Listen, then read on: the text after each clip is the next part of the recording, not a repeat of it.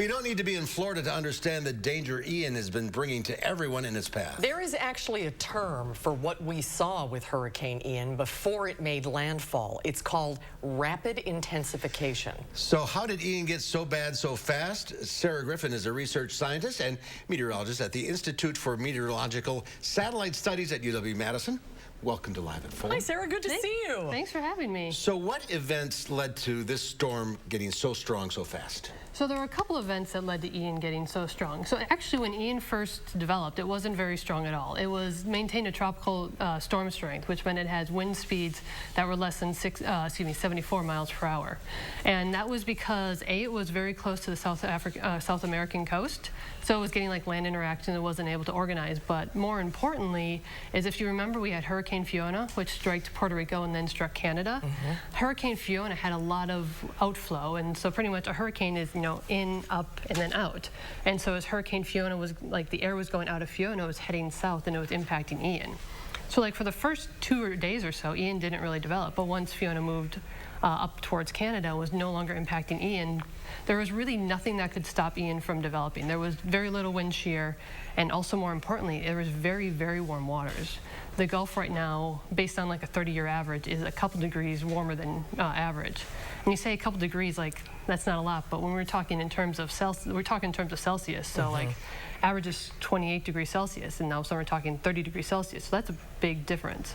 And that's the fuel. Yeah, and that's what fueled it. It had warm waters for fuel, and there wasn't any reason to, there wasn't anything to stop it from intensifying. We usually look at dry air.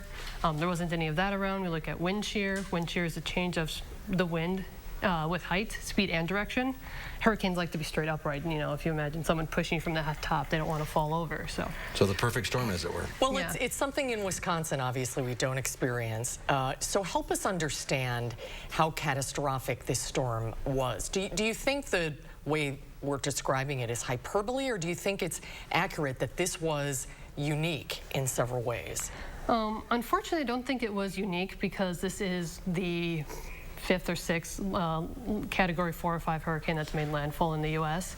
A way probably to describe it, though, is imagine if you're laying a very strong thunderstorm in the middle of a lake.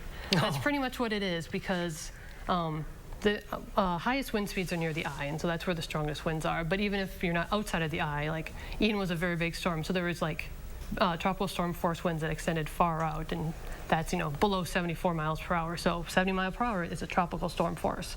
And then you had to deal with the storm surge. In some places that was 12 feet. So it'd be but you don't have a boat because you're on land, and it'd pretty much be like being outside in a thunderstorm in a very intense squall line while you're in the middle of a lake. That's a good way to describe it, because people can imagine what that would be like. And the water's getting warmer, the air is getting warmer, can hold more water. Are we going to see more of these types of storms, do you think?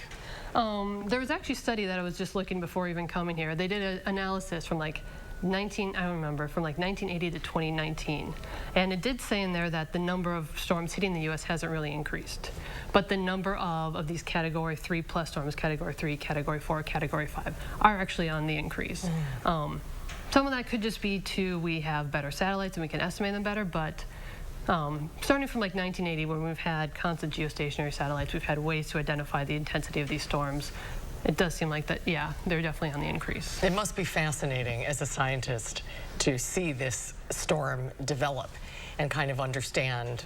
It's fascinating, but it's terrifying. It's devastating, yeah. Right? But Yeah, I remember before the season started, I was talking with some of my friends, and I said, I want a year of a bunch of Hurricane Sams. Hurricane Sam was a hurricane last year, reached Category 4, and it just stayed out in the Atlantic all the time.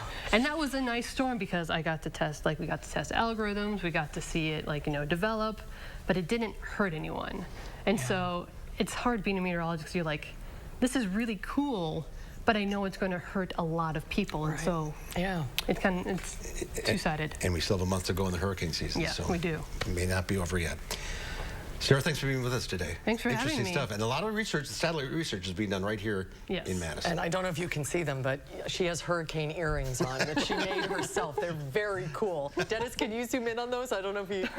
Aren't those neat?